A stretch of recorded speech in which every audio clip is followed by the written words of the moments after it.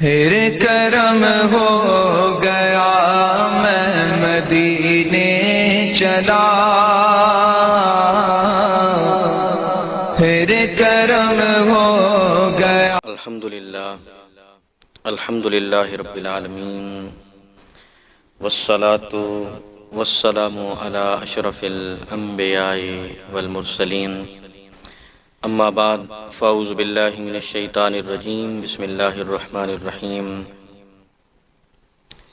یا ایہا الذین آمنوا اذا قیل لکم تفسحوا فی المجالس آمنت باللہ صدق اللہ العظیم۔ اللہم نور قلوبنا بالقرآن وزین اخلاقنا بالقرآن وادخلنا الجنة بالقرآن ونجنا من النار بالقرآن۔ قال اللہ تعالی فی عظمت حبیبہ ان اللہ وملائکتہ یصلون علی النبی یا ایہا الذین آمنوا صلوا علیہ وسلموا تسلیما۔ الصلاة والسلام علیکہ یا سیدی یا رسول اللہ وعلی آلکہ واصحابکہ یا سیدی یا حبیب اللہ۔ الصلاة والسلام علیکہ یا سیدی یا رحمت للعالمین وعلی آلکہ واصحابکہ یا سیدی یا شفیع المذنبین۔ سامعین ذویل احتشام، قرآن مجید فرقان حمید میں سے ایک آیت طیبہ کا مختصر سا حصہ آپ کے سامنے تلاوت کرنے کا شرف پایا ہے۔ دعا کریں اللہ تعالیٰ میری زبان پہ کلمۃ الحق جاری فرمائے۔ اسلام ہر پہلو پہ ہماری رہنمائی کرتا ہے، اور اسلام اپنے ماننے والوں کو ہر طرف سے سکھا رہا ہے۔ قرآن کا پیغام ہمارے لیے ہر پہلو پہ رہنمائی کا ذریعہ ہے۔ جو آیت طیبہ میں نے آپ کے سامنے تلاوت کی ہے، اس میں اللہ تعالی ہمیں محافل اور مجالس کے آداب سکھا رہے ہیں، کیونکہ مختلف مواقع پہ ہم اپنی زندگی میں محافل منعقد کرتے ہیں تو اس کا پورا ایک نظم و ضبط اور طریقہ ہمیں قرآن و سنت میں ملتا ہے۔ نبی کریم صلی اللہ علیہ وسلم کی محفل تھی اور صحابہ کرام حضور کی بارگاہ میں موجود تھے۔ اندر جگہ مکمل ہو چکی تھی، مزید لوگوں کے بیٹھنے کی گنجائش نہیں تھی، تو آقا کریم علیہ السلام کے وہ صحابہ جو بدر میں شریک ہوئے تھے، بدری صحابہ کرام، وہ حاضر ہوئے تو جگہ مکمل تھی، وہ ایک سائٹ پہ کھڑے ہو گئے، کیونکہ محافل کے آداب بھی یہی ہیں کہ اگر جگہ مکمل ہو تو گردنیں پھلانگ کے لوگوں کے اوپر سے گزر کے آگے آنے کی اجازت نہیں، جہاں جگہ ملے بیٹھ جاؤ، یہ محافل کے آداب ہیں۔ اور صحابہ کرام سے بہتر کون جانتا ہے محافل کے آداب کو؟ تو ایک سائٹ پہ کھڑے ہو گئے اس ارادے سے کہ ہو سکتا ہے ہمیں کوئی جگہ دے دے، ہمیں کوئی بٹھا دے اپنی جگہ پہ، لیکن حضور گفتگو کر رہے ہوں تو کسی کا اٹھنے کو دل تو نہیں چاہے گا، کسی کا دل تو نہیں کرے گا، تو کسی نے جگہ نہ دی۔ جب نبی کریم صلی اللہ علیہ وسلم نے دیکھا کہ کوئی جگہ نہیں دے رہا تو آقا کریم علیہ السلام نے کچھ صحابہ کرام کو نام بنام پکارا، فلاں صحابی تم بھی اٹھ جاؤ، فلاں تم بھی اٹھ جاؤ، فلاں تم بھی اٹھ جاؤ۔ یوں حضور نے صحابہ کرام کے نام لیے اور نام لے کے حضور نے ان کو کھڑا ہونے کے لیے کہا، تو وہ صحابہ کرام اٹھے جو بدری صحابہ تھے۔ اب وہ آئے اور آگے وہ بیٹھ گئے اس مقام پہ جہاں پہ حضور نے ان کو بٹھانا تھا۔ تو جس محفل میں حضور کے چاہنے والے تھے، اس محفل میں منافقین بھی ہوا کرتے تھے، تو وہ کوئی موقع ہاتھ سے جانے نہیں دیتے تھے۔ منافقین نے چہ میں گوئیاں شروع کر دی، کیسا نبی ہے جو لوگ پہلے آئے تھے ان کو اٹھا دیا ہے اور جو بعد میں آئے ان کو آگے آ کے بٹھا دیا ہے۔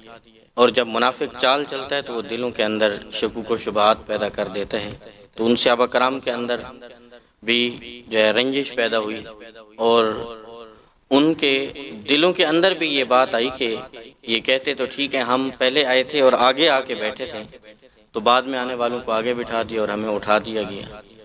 تو ان کے دلوں کے اندر یہ کھٹکا پیدا ہونے لگا۔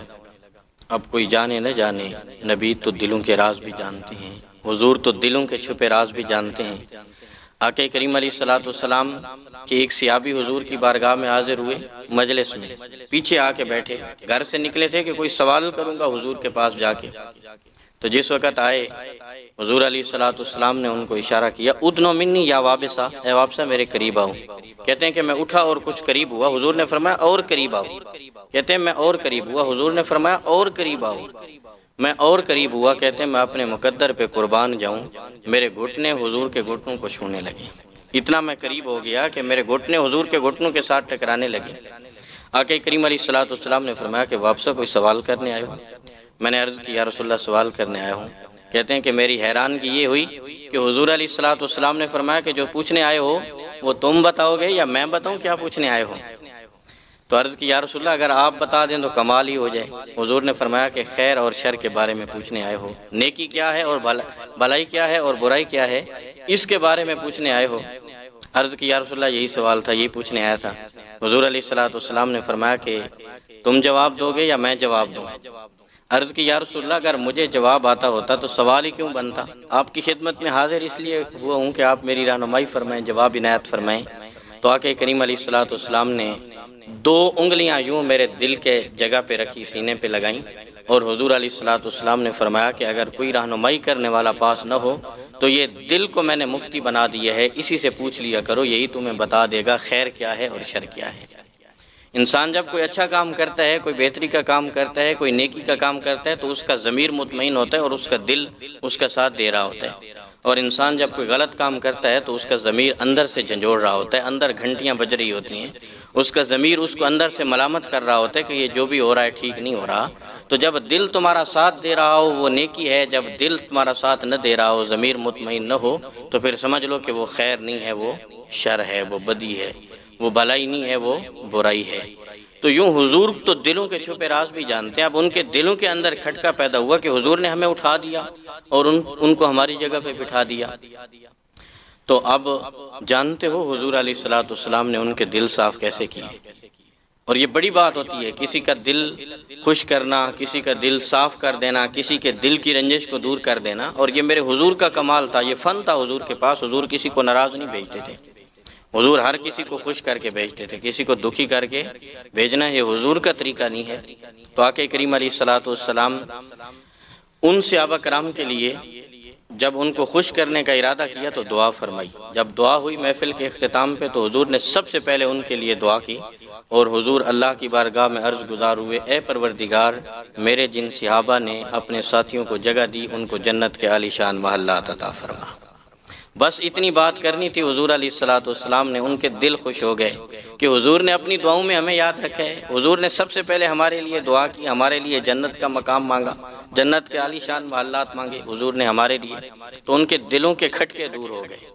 تو کسی کا دل خوش کرنا، کسی کا دل جیتنا، اپنی محفل سے کسی کو خوش کر کے بھیجنا، یہ حضور علیہ الصلوۃ والسلام کا طریقہ ہے، اور اس کو اپنانے کی ضرورت ہے، اور اس کو اپنی زندگی پہ لاگو کرنے کی ضرورت ہے۔ یہی میرے مصطفیٰ کا دین ہے، یہی شریعت ہے، یہی اللہ کا قرآن ہے۔ حضور علیہ الصلوۃ والسلام کی مجلس لگی تھی، صحابہ کرام موجود تھے۔ اب گنجائش نہیں تھی جس جگہ پہ حضور تشریف فرماتے، نیچے زمین پہ بیٹھ کے حضور واز فرما رہے تھے صحابہ کرام کو۔ اب ایک صحابی پیچھے ہے، جگہ نہیں تھی، وہ پیچھے کھڑے ہو گئے۔ آقا کریم علیہ الصلوۃ والسلام اپنی جگہ سے ہلکے سے سرکے اور گنجائش پیدا کرنے کی کوشش کی تاکہ ان کو بیٹھنے کے لیے کہا جائے، اور کچھ گنجائش پیدا ہوئی تو حضور نے فرمایا کہ پیچھے نہ کھڑے ہو، آگے آؤ اور میرے ساتھ آ کے بیٹھ جاؤ۔ جب انہوں نے دیکھا کہ حضور نے گنجائش تو پیدا کی ہے لیکن اتنی گنجائش پیدا نہیں ہو سکی کہ کوئی دوسرا آدمی یہاں آ کے بیٹھ سکے اس جگہ پہ، تو انہوں نے عرض کی یا رسول اللہ آپ راضی رہیں مجھ سے، میں پیچھے ہی ٹھیک ہوں، جس جگہ پہ میں کھڑا ہوں یہاں پہ میں ٹھیک ہوں۔ تو جب مجلس ختم ہوئی کسی صحابی نے عرض کی یا رسول اللہ صلی اللہ علیہ وسلم، جب آپ نے محفل میں گنجائش پیدا کرنے کی کوشش کی اور بظاہر گنجائش پیدا نہیں ہو سکی، تو پھر بھی آپ نے اس کو کہا کہ آپ آگے آ جائیں۔ حضور نے فرمایا کہ میں جانتا تھا کہ یہاں پہ بندہ بیٹھ نہیں سکے گا، اتنی گنجائش پیدا نہیں ہو سکی، لیکن میرا اتنا کہنے سے اس کے دل کے اندر جو خوشی پیدا ہو گئی اور جو اس کا دل خوش ہو گیا اور میری عزت اس کے دل میں جو بڑھ گئی، اس کا آپ اندازہ نہیں کر سکتے۔ آپ بیٹھے ہیں، کوئی شخص باہر سے آئے، آپ کھڑے ہو جائیں اور آپ اس کو کہیں کہ آئیے جناب میری جگہ پہ تشریف رکھیے، گو کہ وہ آپ کی جگہ پہ بیٹھنے کے لیے نہیں آئے گا، لیکن اس کا دل کتنا خوش ہو جائے گا، اس کی عزت کتنی بڑھ جائے گی آپ کے لیے، اس کے دل میں کتنا مقام پیدا ہو جائے گا، اس کا آپ اندازہ نہیں کر سکتے۔ تو یہ وہ آداب تھے کہ اپنی محفل میں اور اپنی مجالس میں آنے والے لوگوں کو خوش کیسے کرنا ہے، جن سے آپ ہم کلام ہوں ان کا دل کیسے جیتنا ہے۔ آپ کے پیسے نہیں لگیں گے، صرف 2 جملے آپ کہیں گے اور سامنے والا خوش ہو جائے گا، تو یہ بہت بڑی نیکی ہے اللہ کی راہ میں۔ حضور علیہ الصلوۃ تشریف فرما تھے، مجلس صحابہ تھی، حضور گفتگو فرما رہے تھے، حضور واز فرما رہے تھے، چٹائیوں پہ صحابہ کرام تشریف فرما تھے اور جگہ مکمل تھی، کوئی گنجائش نہیں تھی بیٹھنے کی۔ تو ایک صحابی آئے، آگے چٹائیوں پہ جگہ نہیں تھی تو وہ پیچھے کچی زمین کے اوپر بیٹھ گئے۔ حضور علیہ الصلوۃ اپنے کاندھوں پہ اوپر چادر رکھا کرتے تھے، تو آقا کریم علیہ الصلوۃ نے وہ چادر اپنے کاندھوں سے اتاری اور یوں ان کی جانب پھینکی، اور حضور علیہ الصلوۃ نے فرمایا کہ نیچے زمین پہ نہ بیٹھو، یہ لو میری چادر لے لو اور اس کو نیچے بچھا دو اور اس کے اوپر بیٹھ جاؤ۔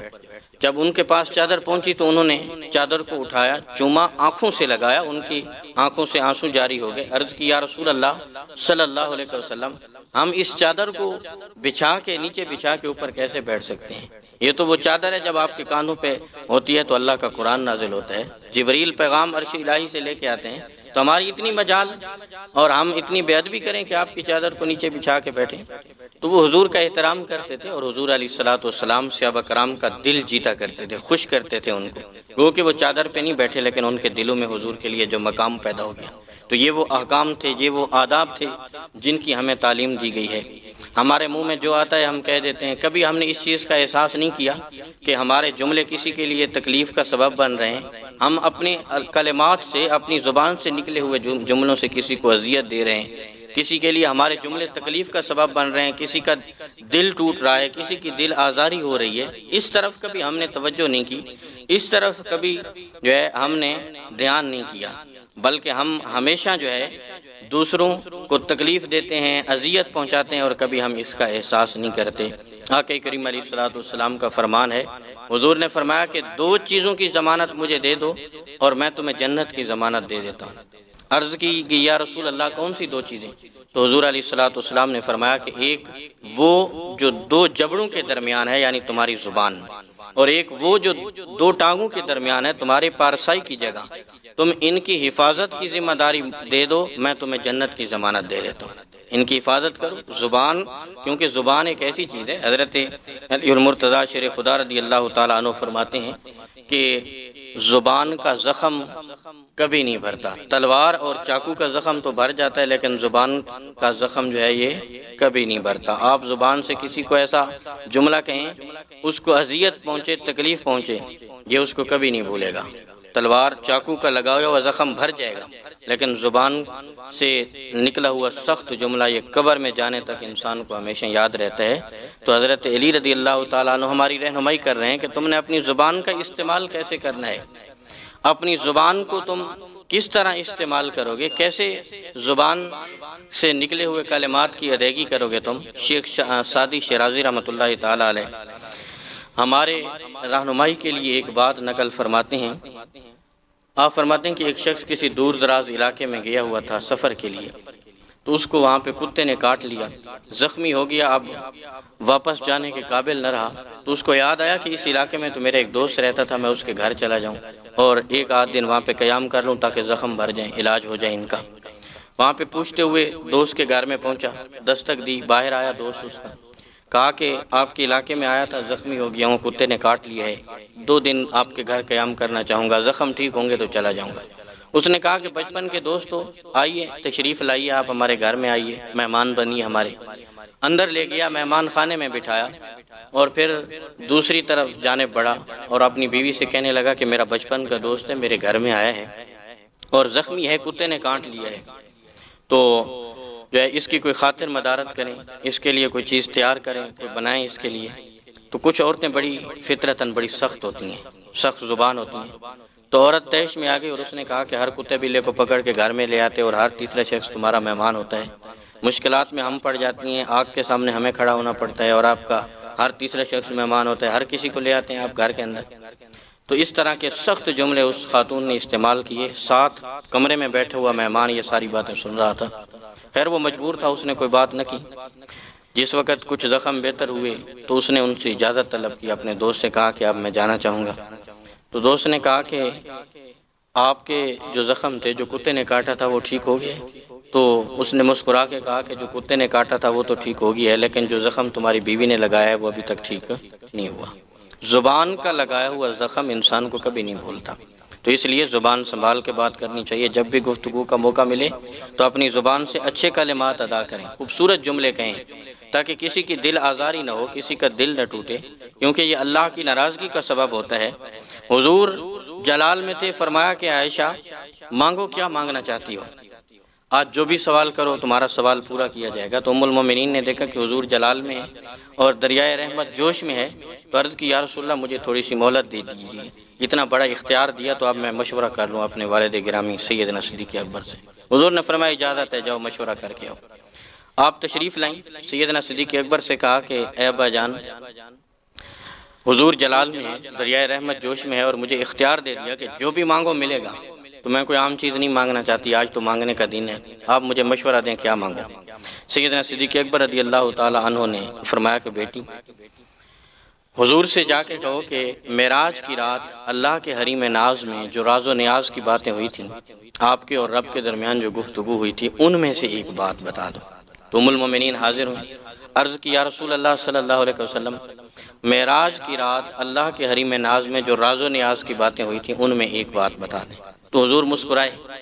میرا وجدان کہتے ہے کہ حضور اس لیے مسکرائے ہوں گے کہ یار غار کا انتخاب کتنا عظیم ہے، مانگا بھی تو کیا مانگا، کہا بھی تو کیا کہا۔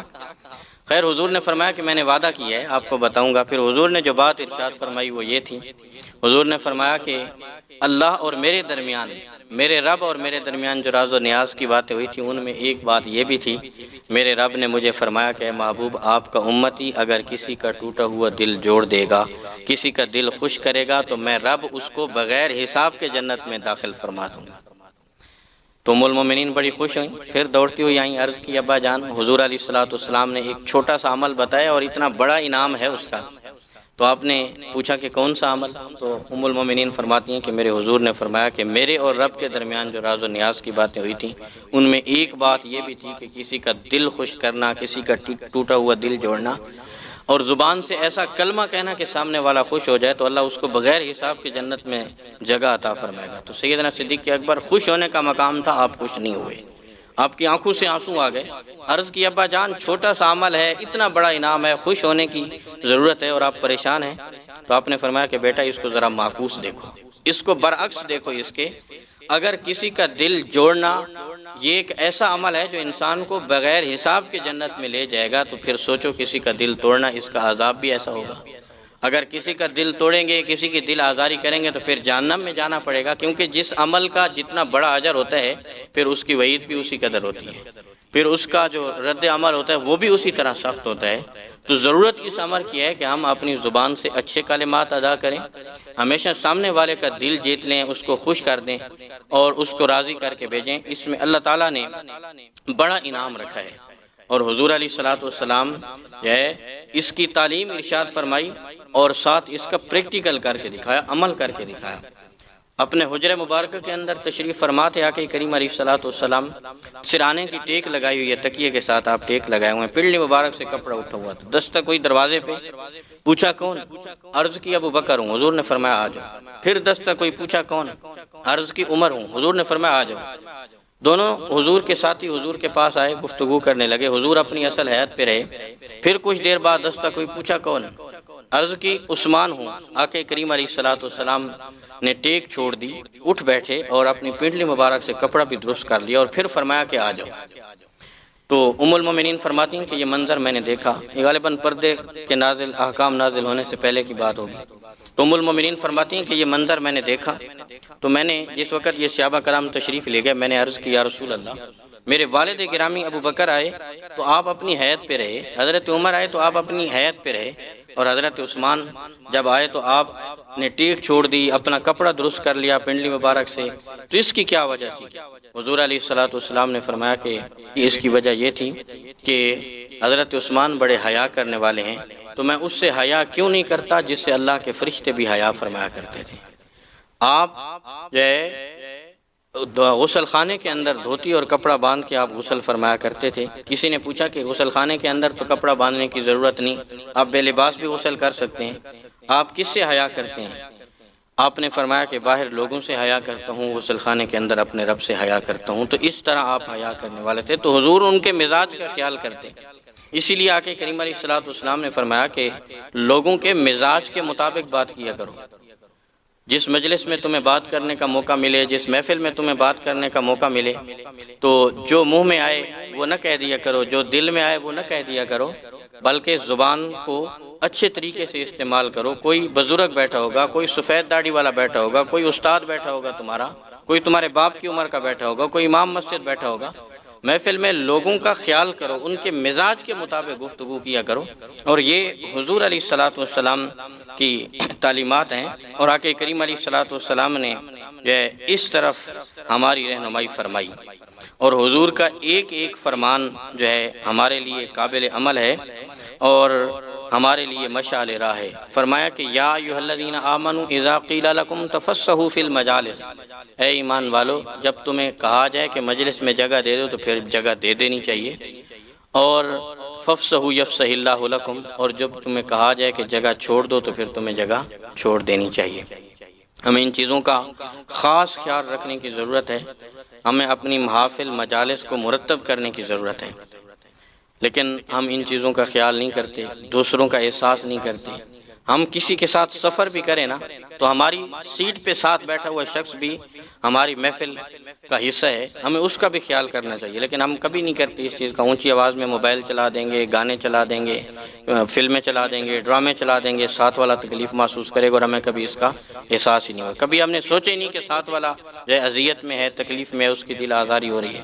اونچی آواز میں گانے چلائیں گے، اس گاڑی کے اندر بیٹھی ہوئی ہماری ماں بہن پورا رستہ جو ہے وہ شرم سے سر جھکا کے بیٹھی رہے گی، لیکن ہمیں اس چیز کا کبھی احساس نہیں ہوتا۔ تھوڑی دیر ہی صحیح، لیکن وہ بھی ہماری محفل کا حصہ ہیں۔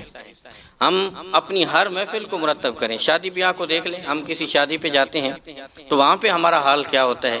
ہم گھر سے تیار ہوں گے، اچھا لباس پہنیں گے، پریس ہوا لباس پہن کے، اچھے جوتے پہن کے جائیں گے، خوشبو لگا کے جائیں گے، وہاں پہ بڑے مہذب طریقے سے ہم جا کے وہاں پہ کرسیوں پہ بیٹھیں گے، اور اس وقت ہماری ساری تہذیب اور محفل کے آداب جو ہے ختم ہو جاتے ہیں۔ ہم ان کو اپنے پاؤں تلے رون دیتے ہیں جب یہ اعلان ہوتا ہے کہ چلو جی کھانا کھل گیا ہے۔ اس وقت پھر ہم کیا کرتے ہیں؟ ہم اپنی تہذیب بھول جاتے ہیں، اخلاقیات بھول جاتے ہیں، محفل کا تقدس آداب بھول جاتے ہیں، اور کھانے پہ ایسے ٹوٹ پڑتے ہیں جیسا کہ ہمیں کئی دنوں سے بھوکا رکھا گیا ہو، اور تھوڑی دیر کے لیے کھانا کھلا ہے اور اس کے بعد پھر ہمیں شاید بند کر دیا جائے۔ یہ ہمارا حال ہوتا ہے وہاں پہ، اور یوں اس محفل کے آداب کو ہم جو ہے پامال کرتے ہیں، اور پھر پہلے چمچ جس کے ہاتھ میں آتا ہے وہ پرات کو ایسے کنگالتا ہے جیسے اور کسی نے نہیں اس کو استعمال کرنا، اسی نہیں کرنا ہے۔ اور یہ بھی آپ جانتے ہیں کہ جتنا کھانا ہم ڈالتے ہیں اتنا کھایا نہیں جاتا، کتنا کھانا ہماری پلیٹوں کے اندر ضائع چلا جاتا ہے، کبھی اس چیز کا ہم نے خیال نہیں کیا۔ ہم تو آ جاتے ہیں، لیکن پیچھے جب عملہ صفائی کرتا ہے تو کتنے چاول وہ ڈسٹ بن اور کوڑا دان کے اندر ڈالتا ہے، کتنا ہمارا بچا ہوا سالن، کتنی بوٹیاں، اور کتنا کو کھانا جو ہے وہ ضائع ہوتا ہے، اور وہ ڈسٹ بن کے اندر، کوڑا دان کے اندر ڈالا جا رہا ہوتا ہے۔ تو اس چیز کا کبھی ہم نے خیال نہیں کیا، اس کے تقدس کو، محفل کے احکام کو ہم جو ہے پامال کر دیتے ہیں وہاں پہ۔ یہ بھی ایک ہماری مجلس ہے، ایک محفل ہے، اس کے آداب کو ملوث خاطر رکھنا ہمارے لیے از حد ضروری ہے۔ ہم اپنے گھر کے اندر گوشت پکائیں، 1 کلو گوشت پکائیں، تو ہم ایک بوٹی کو 3 بار چوسیں گے کہ کہیں اس کے اوپر کوئی گوشت کا ذرا باقی نہ رہ جائے، اور جب ہم وہاں جاتے ہیں تو ہم پورا جو ہے تقدس بھول جاتے ہیں، وہاں پہ ہر چیز کا خیال ہم بھول جاتے ہیں، اس لیے کہ ہماری جیب سے پیسے نہیں لگے، کسی دوسرے کے لگے ہوئے پیسے ہیں جن کو ہم جو ہے برباد کر رہے ہیں اور کوڑا دان کی نظر کر رہے ہیں۔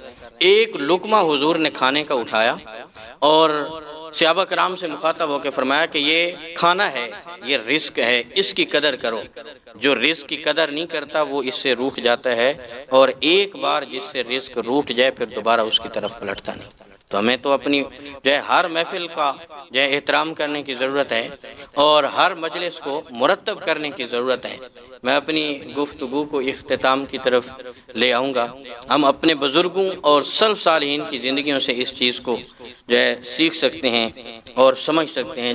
جس وقت کسریٰ کے محلات کو پاؤں تلے روندنے کی باری آئی، حضرت عمر رضی اللہ تعالی عنہ کا دور حکومت تھا، حضرت فاروق اعظم نے اپنے 2 قاصد بھیجے۔ انہوں نے کہا کہ ہم مذاکرات کریں گے، ہم جنگ نہیں کرنا چاہتے، ہم ہتھیار ڈال دیں گے اور مذاکرات کے ذریعے ٹیبل ٹاک کریں، گفتگو ہو جائے ہماری آپس میں، ہم یہ علاقہ اور یہ محل کسریٰ کا تمہارے حوالے کر دیں گے، جنگ ہم نہیں کرنا چاہتے۔ آپ نے 2 قاصدین بھیجے، حضرت حذیفہ بن یمان کو اور حضرت ابو عامر یا حضرت عامر بن سعید رضی اللہ تعالی عنہما، یہ 2 صحابہ کرام حضرت عمر رضی اللہ تعالیٰ عنہ کی طرف سے قاصد بن کے کسریٰ بادشاہ کی طرف جو ہے آپ روانہ ہوئے۔ جس وقت آپ محل کے قریب پہنچے تو جو دربان تھے، محافظین تھے محل کے، انہوں نے ان صحابہ کرام کو دیکھا، دور دراز سے سفر کر کے آئے تھے، تو ان کے کپڑوں کے اوپر، ان کے چہروں کے اوپر، زلفوں کے اوپر، داڑھی کے اوپر گرد و غبار تھی، کیونکہ لمبا سفر کر کے آئے تھے اور سفر پیدل ہوا کرتے تھے، یوں آسائشیں اور سہولیات تو نہیں تھیں۔ تو انہوں نے کہا کہ اب تم اس پوزیشن میں نہیں کہ تم اس حالت میں بادشاہ سے مل سکو، تمہارا لباس اس قابل نہیں، تمہارا بدن اس قابل نہیں کہ تم اس حالت میں بادشاہ کے سامنے جا سکو۔ تو انہوں نے کہا کہ ہم تو لمبا سفر کر گئے ہیں، یہ جو کچھ آپ دیکھ رہے ہیں یہ تو ہونا تھا، پھر کیا کیا جائے؟ انہوں نے کہا کہ ہم آپ کو اپنے جبے دیتے ہیں، مخصوص جبے جو بادشاہوں کے شایان نشان ہوتے ہیں، تو تم وہ پہن لو اور بادشاہ کے سامنے جاؤ۔ تو انہوں نے کہا کہ ہم کبھی بھی غیر کا لباس ہم اپنے بدن پہ زیب تن نہیں کریں گے۔ یہ تھے وہ ہمارے آباء و اجداد، یہ تھے وہ ہمارے بزرگ اور ہمارے سلف صالحین، جو کچھ بھی ہو جائے لیکن کسی غیر کی تہذیب کو اپنانا، ان کا لباس اپنے اوپر جو ہے زیب تن کرنا، وہ اس کو کبھی بھی پسند نہیں کرتے تھے۔ اور ہم دیکھیں، ہم اپنی شادی بیاہ دیکھ لیں، ہماری شادی پہ جو لباس استعمال ہوتا ہے، بالخصوص جو ہماری خواتین کا لباس استعمال ہوتا ہے، وہ کیا اسلامی کلچر ہے؟ وہ ایک مسلمان عورت کو زیب دیتا ہے ایسا لباس جو ہماری خواتین کا شادی کے اوپر لباس ہوتا ہے؟ کبھی بھی ایک مسلمان عورت کو ایسا لباس زیب نہیں دیتا۔ یہ لباس ہم نے کہاں سے لیا؟ یہ ہم نے ہندوؤں سے لیا، یہ ہم نے عیسائیوں سے لیا، یہ ہم نے یہودیوں سے لیا۔ ہم نے غیروں کی تہذیب جو ہے اپنائی، اور شادی بیاہ کے موقع پہ جو ہے سارا پردے کے احکام ہم بھول گئے، اپنی اسلامی ثقافت کو ہم بھول گئے، اپنی شادی کی جو مجالس کے احکام تھے، آداب تھے، ان کو ہم نے پس پشت ڈال دیا۔ اور پھر دوسری طرف جس وقت ہمارے ہاں کوئی فوتگی ہوتی ہے تو اس وقت ہمیں یہ جو ہے اسلام یاد آ جاتا ہے، اور جب عورت کو دفنانے کی باری آتی ہے تو اوپر چادر تان دیتے ہیں اور کہتے ہیں کہ غیر محرم پیچھے ہو جائیں۔ اب جو ہے عورت دفن ہونے لگی ہے، غیر محرم کو پیچھے کیا جا رہا ہوتا ہے اور اوپر چادر جو ہے ڈالی جاتی ہے، اور اوپر چادر تان کے جو ہے اس عورت کی تدفین ہو رہی ہوتی ہے۔ میں کہتا ہوں کہ یہی چادر اگر اس کو زندگی میں اس کے سر پہ ڈالی ہوتی اور زندگی میں اس کو چادر کا پابند کیا ہوتا تو آج اس کی قبر کا منظر اور ماحول ہی کچھ اور ہوتا، آج قبر کا نظارہ ہی کچھ اور ہوتا۔ مردہ عورت کو چادر سے چھپا رہے ہو، جبکہ زندہ عورت کی کوئی پرواہ نہیں آپ کو، جس کو زیادہ ضرورت ہے چادر کے ساتھ چھپانے کی، پردہ کرنے کی اور غیروں کی تہذیب کو اپنانے کی، اس کا تو ہم نے خیال نہیں کیا۔ اور ہماری عورتیں بالکل ہمارے کنٹرول سے باہر ہیں، ذرا بھی ہمیں اپنی خواتین کے اوپر کنٹرول نہیں رہا۔ اس وقت غیر محرم کے آگے جو ہے جس لباس کے ساتھ ہماری عورتیں شادی کے ماحول میں ہوتی ہیں، یہ اسلامی تہذیب نہیں ہے، اسلامی کلچر نہیں ہے۔ تو اس پہ جو ہے ہمیں کنٹرول کرنے کی ضرورت ہے۔ ایسا ماحول، ایسی گاڑیاں ہم نے دیکھی ہیں جن کے اندر خواتین ہوتی ہیں تو وہ گاڑیوں کے شیشوں کے آگے بھی انہوں نے پردے کیے ہوتے ہیں تاکہ جو ہے پردے کا ماحول رہے، لیکن وہی جس وقت شادی پہ جاتے ہیں تو پھر سارا ادب و آداب بھول جاتے ہیں، سارا ماحول ختم ہو جاتا ہے وہاں پہ۔ کیا اسلامی لباس تھا یہ جو ہم نے اپنایا؟ ضرورت اس امر کی ہے کہ ہم اپنی ہر مجلس کو، چاہے فوتگی ہو ہماری یا شادی، اس کو ہم اپنے کلچر کے اور اس محفل کو، مجالس کو اپنے حساب کے مطابق ہم جو ہے ڈھالیں۔ تو صحابہ کرام نے غیروں کا لباس زیب تن نہیں کیا۔ انہوں نے کہا کہ اگر اسی لباس کے ساتھ ہمیں اندر جانے دو گے تو بادشاہ سے ہم بات کریں گے، ورنہ ہم واپس چلے جائیں گے اور اس کے بعد پھر جنگ کے لیے آپ تیار ہو جاؤ۔ تو بادشاہ کو پیغام بھجوایا گیا، بادشاہ نے کہا کہ اسی طرح ہی ان کو لے آؤ اندر جس طرح ہیں۔ جس وقت یہ بادشاہ کے پاس پہنچے، گفتگو ہوئی، بات چیت طے ہو گئی، ان کا جو تھا ٹیبل ٹاک تھی، ان کی جو بھی ان کے اندر گفتگو ہونی تھی وہ مکمل ہو گئی۔ بادشاہ نے کہا کہ تم مہمان ہو، آج کھانا ہمارے ساتھ کھاؤ گے۔ جس وقت دسترخوان لگایا، کہا کہ زمین پہ دسترخوان بچھاؤ، ہمارے حضور کی سنت ہے۔ صحابہ کرام نے تقاضا کیا، بادشاہ نے کہا دسترخوان ان کے لیے زمین پہ لگا دیا جائے۔ دسترخوان لگا، بادشاہ کے ساتھ بیٹھ کے یہ کھانا کھانے لگے۔ تو حضرت حذیفہ بن یمان نے نوالہ لیا، جب منہ کے قریب کیا تو نوالہ نیچے گر گیا۔ انہوں نے وہ لیا نوالا اور دسترخوان سے اٹھا کے پھر اس کو دوبارہ کھا لیا۔ تو ساتھ بیٹھے ہوئے صحابی نے ان کو کونی لگائی اور کہا کہ خیال کرو بادشاہ کے دربار میں بیٹھے ہو اور بادشاہ کے سامنے تم نیچے سے نوالا اٹھا کے کھا رہے ہو، گرا ہوا نوالا اٹھا کے آپ نے فرمایا، آپ جلال میں آگے حضرت حذیفہ بن یمان، آپ نے فرمایا کہ میں بادشاہ کی مجلس کا خیال کروں یا رسول اللہ کی سنت کا لحاظ کروں۔ یہ تھے وہ ہمارے بزرگ، ہمارے سلف صالحین۔ آج ہم دیکھیں ہم اپنی بچوں کی، اپنی اولاد کی کیا تربیت کر رہے ہیں۔ دسترخوان پہ بیٹھے بچے کے ہاتھ سے کھانا گر جائے تو ہم اس کو کہتے ہیں بیٹا مت اٹھانا، گری ہوئی چیز نہیں اٹھاتے، لیکن ہم نے کبھی یہ خیال نہیں کیا یہ تو رزق تھا، اس کا ہم نے احترام کرنا تھا، اس کی ہم نے قدر کرنی تھی، اس چیز کا ہم نے خیال نہیں کیا۔ یہ تو سنت ہے، حضور نے فرمایا نوالا گر جائے تو اس کو ضائع نہیں کرنا بلکہ اس کو اٹھا کے کھا لو، یہ تو ثواب کا کام ہے۔ فرمایا کہ میں بادشاہ کی محل کی قدر کروں یا رسول اللہ کی سنت کی قدر کروں۔ تو یہ کسی سے مروب نہیں ہوتے تھے، کسی کے عہدے سے اور کسی کے جاہ و جلال سے، کسی کے منصب سے مروب ہونے والے لوگ نہیں تھے۔ اللہ نے ان کے اندر ایمان کا جذبہ ڈال دیا تھا۔ ایک بزرگ لوگوں کو دعوت دیتے تھے، دسترخوان لگاتے تھے، تو ایک دفعہ ایک شخص ان کے دسترخوان پہ بیٹھا جو پہلی بار آیا تھا۔ جب کھانا ختم ہوا تو ایک جو نیا شخص آیا تھا اس نے کہا کہ آپ مجھے اجازت دیں میں یہ دسترخوان صاف کر دوں۔ تو بزرگوں نے کہا کہ تمہیں پتہ ہے دسترخوان صاف کرنے کے آداب پتہ ہے تمہیں؟ تو وہ بڑے حیران ہوئے، کہا کہ دسترخوان کے بھی کوئی آداب ہوتے ہیں صاف کرنے کے؟ ہم نے تو کبھی نہیں سنا کہ دسترخوان صاف کرنے کے بھی کوئی آداب ہوتے ہیں۔ بزرگوں نے کہا کہ نہیں، اس کے بھی آداب ہوتے ہیں۔ جو ہڈیاں اور جو ذرات بچتے ہیں دسترخوان پہ یہ ہم جو ہے ضائع نہیں کرتے، پھینکتے نہیں، ان کو کوڑا دان میں نہیں ڈالتے، بلکہ یہ ہم جانوروں کو ڈالتے ہیں، جہاں پہ کتے اور بلیاں آتی ہیں یہ وہاں پہ ہم ڈالتے ہیں تاکہ یہ ان کی خوراک بن جائے۔ اور جو چھوٹے ذرات جو ہے ٹکڑے ہوتے ہیں وہ بھی ہم ضائع نہیں کرتے، کوڑا دان کی نظر نہیں کرتے، بلکہ اس جگہ پہ ڈالتے ہیں جہاں پہ پرندے اور چڑیاں وغیرہ بیٹھتی ہیں اور کوے آتے ہیں کھانے کے لیے، تو یہ وہ فائدہ اٹھا لیتے ہیں اس سے۔ اور جو بالکل چھوٹے چھوٹے باریک ذرے بنتے ہیں ہم تو ان کو بھی ضائع نہیں کرتے، چیونٹیوں کے بلوں کے اوپر ڈال دیتے ہیں تاکہ چیونٹیوں کی خوراک بن جائے۔ ہم تو اپنے دسترخوان سے ایک ذرا بھی ضائع نہیں ہونے دیتے۔